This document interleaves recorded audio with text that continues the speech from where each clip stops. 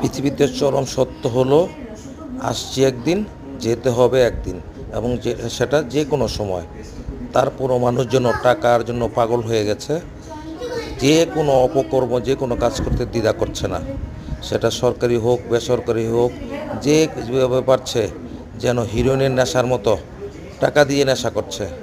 একদিন যেতে হবে এবং আসল ঠিকানা হবে এটা, সেটাও যেন বেমালুম ভুলে যাচ্ছে। তাই এবার থামুন, মৃত্যুর পরে আপনার আমার বিচার হবে, সেটা একবার ভাবুন। তাহলেই বাংলাদেশে এমন কোনো দপ্তর নেই যেখানে টাকা ছাড়া কাজ হয়, শুধু টাকা আর টাকা।